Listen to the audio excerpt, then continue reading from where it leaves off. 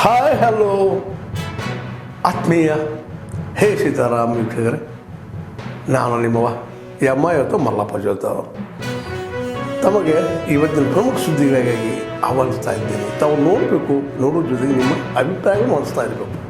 ಈ ಪ್ರಮುಖ ಸುದ್ದಿಗಳನ್ನು ನೋಡ್ತಾ ಹೋಗಿ, ಜೊತೆಗೆ ನಿಮ್ಮ ಅಭಿಪ್ರಾಯ ತಿಳಿಸ್ತಾ ಹೋಗ್ರಿ ಅಂತ ಹೇಳ್ತಾ ನೋಡಿ ಈ ಸುದ್ದಿಗಳೆಲ್ಲ ಬರ್ತಾ ಇದ್ದಾರೆ. देखिए, बहुत बहुत दुखद बात है. मैं तो उनको कुछ सालों से जानता हूँ, क्योंकि मैं जब यूनाइटेड नेशंस में काम कर रहा था जिनेवा में, वो साउथ कमीशन का अध्यक्ष था. बहुत बढ़िया आदमी. और उसके बाद जब वो प्रधानमंत्री बने, हमारा संपर्क तो काफ़ी नज़दीक था. और उन्होंने ही मुझे, सोनिया गांधी जी के साथ उन्होंने मुझे राजनीति में ले आए थे. तो इसलिए मुझे बहुत दुख है कि वो चले गए. उसके अलावा मैं कहूँगा कि वो हमारे देश की अर्थव्यवस्था को बिल्कुल सुरक्षित रखे. और जब पूरा दुनिया में बहुत तकलीफ़ हो रहे थे, भारत मनमोहन सिंह जी के नेतृत्व के कारण अच्छा रहा. तो ये सब देखने से आपको ये भी पता चलना चाहिए कि भारत का जो बहुत सारे अच्छा बदलाव हुआ, अच्छा चेंजेस हुए हमारे देश में, ये सारे मनमोहन सिंह जी के क्रेडिट में होना है. और मैं ये भी कहूँगा कि जो उनका जो इंसानियत, मनुष्यत्व कहेंगे हम, ये जो उनके पास थे, उनका दिल, उनका हृदय, उनका अंग्रेज़ी में कहेंगे कंपैशन, सारी चीज़ें, बहुत बड़ा मन, बड़ा हृदय से काम किया. तो एक महान व्यक्ति हमें छोड़ के चले गए. ನಮ್ಮ ಪ್ರಧಾನಿಯಾಗಿದ್ದಾಗಿಂದ ಇರ್ಬೋದು, ದೇಶವನ್ನು ದಿವಾಳಿ ಆಗೋದ್ರಿಂದ ಆ ರಿಸೆಷನ್, ಅಮೆರಿಕನ್ ರಿಸೆಷನ್ನ ನಮ್ಮ ದೇಶಕ್ಕೆ ಮುಟ್ಟದೇ ಇರೋ ಹಾಗೆ ನೋಡ್ಕೊಂಡವರಾಗ್ಬೋದು. ಇಂತಹ ಆರ್ಥಿಕ ತಜ್ಞರು ನಮ್ಮನ್ನು ಇವತ್ತು ಅಗಲಿರೋದು ನಮ್ಮೆಲ್ಲರ ಒಂದು ದೌರ್ಭಾಗ್ಯನೇ ಸರಿ. ಆದರೂ ಅವರ ಒಂದು ಕಾಂಟ್ರಿಬ್ಯೂಷನ್ ಏನಿದೆ ನಮ್ಮ ದೇಶಕ್ಕೆ, ನಮ್ಮ ಪಕ್ಷದಿಂದ ಪ್ರೈಮ್ ಮಿನಿಸ್ಟರ್ ಆಗಿದ್ದು, ನಮ್ಮ ಪಕ್ಷದಿಂದ ಫೈನಾನ್ಸ್ ಮಿನಿಸ್ಟರ್ ಆಗಿದ್ದರು, ದೇಶದ ಒಂದು ಪ್ರತಿಯೊಬ್ಬರನ್ನು ಮುಟ್ಟಿದೆ ಅವರು ಮಾಡಿರುವಂತಹ ನೀತಿಗಳು. ಅವರ ಅಗಲಿಕೆ ಖಂಡಿತ ಇಡೀ ಕಾಂಗ್ರೆಸ್ ಪಕ್ಷ ಅಷ್ಟೇ ಅಲ್ಲ, ಇಡೀ ದೇಶಕ್ಕೆ ಒಂದು ದುಃಖ ತಂದಿದೆ. ಆದರೆ ಅದೇ ಒಂದು ಕಾರಣಕ್ಕೆ ನಮ್ಮ ಏನು ಕಾಂಗ್ರೆಸ್ ಪ್ಲೆನರಿ ಸೆಷನ್ ಇತ್ತು, 100 ವರ್ಷದ ಶತಮಾನೋತ್ಸವ ಏನಿತ್ತು ಗಾಂಧಿಯವರು ಬೆಳಗಾವಿಲಿ ಮಾಡಿದಂತಹ ಸೆಷನ್, ಅದನ್ನು ಕೂಡ ನಿಲ್ಲಿಸಿದ್ದೀವಿ. ಸಂತಾಪ ವ್ಯಕ್ತಪಡಿಸಿದ್ದಾರೆ ನಮ್ಮ ಲೀಡರ್ಸ್ ಎಲ್ಲ. ಇವತ್ತೇ ನಿನ್ನೆ ರಾತ್ರಿ ಕೂಡ ಸ್ವಲ್ಪ ಜನ ಹೋಗಿದ್ದಾರೆ, ಇವತ್ತೇ ಸ್ಪೆಷಲ್ ಫ್ಲೈಟಲ್ಲಿ ಡೆಲ್ಲಿಗೆ ಕೂಡ ಹೋಗಿದ್ದಾರೆ. ಇಷ್ಟು ಹೇಳೋಕ್ಕೆ ಇಷ್ಟಪಡ್ತೀನಿ. ಹೌದು ಸರ್, ಎಲ್ಲ ಹೋಗ್ತಾರೆ, ಸ್ಪೆಷಲ್ ಫ್ಲೈಟಲ್ಲಿ ಹೋಗ್ತಾ ಇದ್ದಾರೆ ಡೆಲ್ಲಿಗೆ.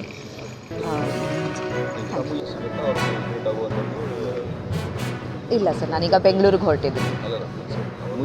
ಇಲ್ಲ, ನಾನು ಭೇಟಿ ಆಗಿಲ್ಲ ಯಾವತ್ತೂ. ಬೇಜಾರಾಗುತ್ತೆ ನೆನೆಸ್ಕೊಂಡ್ರೆ. ಪ್ರಧಾನಮಂತ್ರಿ ಆದಾಗ 2004ರಿಂದ 2014ರವರೆಗೂ ಕೂಡ ಅವರ ಜೊತೆಯಲ್ಲಿ ರಸ್ತೆ ರಾಜ್ಯ ಸಚಿವನಾಗಿ, ರೈಲ್ವೆ ರಾಜ್ಯ ಸಚಿವನಾಗಿ, MSME ಸ್ವತಂತ್ರ ಖಾತೆಯನ್ನು ಹೊಂದಿ ಕೆಲಸವನ್ನು ಮಾಡೋ ಅವಕಾಶ ಸಿಕ್ತು. ಅವರ ಮಾರ್ಗದರ್ಶನ, ಅವರ ಸರಳ ಸಜ್ಜನಿಕೆ, ಅವರ ಆಡಳಿತ ನಮಗೆ ಮಾರ್ಗದರ್ಶನವಾಗಿದೆ. ಅವರು ಕೆಲವು ಸಲಹೆಗಳನ್ನು ಕೊಟ್ಟರು. ಈ ದೇಶದಲ್ಲಿ ವಿದ್ಯಾವಂತ ತರುಣರಿಗೆ ಉದ್ಯಮಶೀಲ, ಪ್ರಗತಿಯಾಗಿ ಉದ್ಯಮ ಮಾಡಿ ಬದುಕುವಂಥದ್ದು.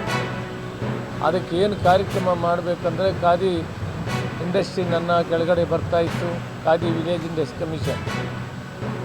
ಸುಮಾರು 1 ಲಕ್ಷ ಯುವಕ ಯುವತಿಯರನ್ನು ಉದ್ಯಮಶೀಲರಾಗಿ ಮಾಡಿ ಅವರಿಗೆ 5 ಲಕ್ಷದಿಂದ 25 ಲಕ್ಷ ಸಬ್ಸಿಡಿ ಕೊಡೋದ್ರ ಮುಖಾಂತರ, ಬ್ಯಾಂಕ್ MDಗಳನ್ನೆಲ್ಲ ಕರೆಸಿ ಮೀಟಿಂಗ್ ಮಾಡಿ ಅವರಿಗೆ ಲೋನ್ ಕೊಡೋದ್ರ ಮುಖಾಂತರ ಗುಡಿ ಕೈಗಾರಿಕೆ, ಗ್ರಾಮಾಂತರ ಕೈಗಾರಿಕೆಗೆ ಒತ್ತು ಕೊಡೋದ್ರ ಜೊತೆಗೆ ಒಬ್ಬ ಉದ್ಯಮಿ 8 ಲಕ್ಷ ಜನರನ್ನು ತಯಾರು ಮಾಡ್ತಾರೆ.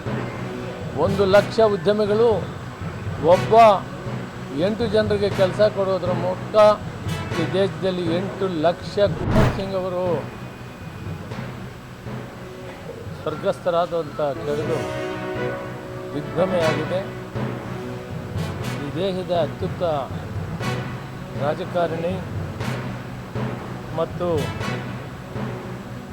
ಉತ್ತಮವಾದಂಥ ಆಡಳಿತ, ತಂತ್ರಜ್ಞಾನದಲ್ಲಿ ದೇಶವನ್ನು ಮೇಲು ಪರ್ವತಕ್ಕೆ ಏರಿಸಿದಂಥ ಮಹಾನ್ ಶಕ್ತಿ, ಆರ್ಥಿಕ ತಜ್ಞ, ಉತ್ತಮವಾದಂಥ ಆಡಳಿತವನ್ನು ಮಾಡಿದಂಥ ಪ್ರಧಾನಮಂತ್ರಿ ದೇಶದ ಅಭಿವೃದ್ಧಿಗೆ right to information, right to education, national food security act, Mahatma Gandhi ರಾಷ್ಟ್ರೀಯ ಉದ್ಯೋಗ ಖಾತ್ರಿ ಯೋಜನಾ, ಪ್ರಧಾನಮಂತ್ರಿ ಉದ್ಯೋಗ ಖಾತ್ರಿ ಯೋಜನಾ ಇಂಥ ಹಲವಾರು ಕಾರ್ಯಕ್ರಮಗಳನ್ನು ದೇಶಕ್ಕೆ ಕೊಟ್ಟು ದೇಶದ ಜಗತ್ತಿನ ಬಲಿಷ್ಠವಾದ ರಾಷ್ಟ್ರಗಳ ಜೊತೆಗೆ ಕೊಂಡೊಯ್ದಂಥ ಮಹಾನ್ ಚೇತನವನ್ನು ಇವತ್ತು ಕಳೆದುಕೊಂಡಿದ್ದೇವೆ. ಇಲ್ಲಿವರೆಗೆ ತಾವೆಲ್ಲ ಸುದ್ದಿಗಳು ನೋಡ್ತಾ ಬಂದ್ರಿ, ನೋಡಿದಿರಿ. ನಿಮ್ಮ ಖುಷಿನೂ ಆಗಿರ್ಬೋದು, ಅಥವಾ ಒಂದು ಸಂತೋಷ ಆಗಿರ್ಬೋದು, ಒಂದು ದುಃಖನೂ ಅನಿಸ್ಬೋದು. ಯಾಕೆ ಹಾಕಿದಾರಪ್ಪ ಅಂತ ಅನಿಸ್ಬೋದು. ಏನು ಅನಿಸಲ್ಲ ನಿಮಗೆ, ನಿಮ್ಮ ಅನಿಸಿಕೆಗಳು ನಮ್ಗೆ ಭಾಳ ಪ್ರಮುಖ. ಈ ಸುದ್ದಿಗಳು ನಿಮ್ಗೆ ಏನು ಅನಿಸಿದ್ರು ನೀವು ಕಾಮೆಂಟ್ ಬಾಕ್ಸಲ್ಲೇ ಹೇಳ್ತಾ ಇರ್ರಿ. ಜೊತೆಗೆ ಎಲ್ಲಕ್ಕಿಂತ ಹೆಚ್ಚಿಗೆ ಇದನ್ನು ಶೇರ್ ಮಾಡ್ತಾಯಿರ್ರಿ ಈ ನ್ಯೂಸ್ಗಳನ್ನು. ಜೊತೆಗೆ ಏನಪ್ಪ ಅಂದ್ರೆ ಹೇ ಸೀತಾರಾಮ್ ನಿರಂತರ ನೋಡ್ತಾ ಇರ್ರಿ. ಹೇ ಸೀತಾರಾಮ್ ಇದು ಸತ್ಯದ ಕೈಗರಣೆ. ವಂದನೆಗಳು.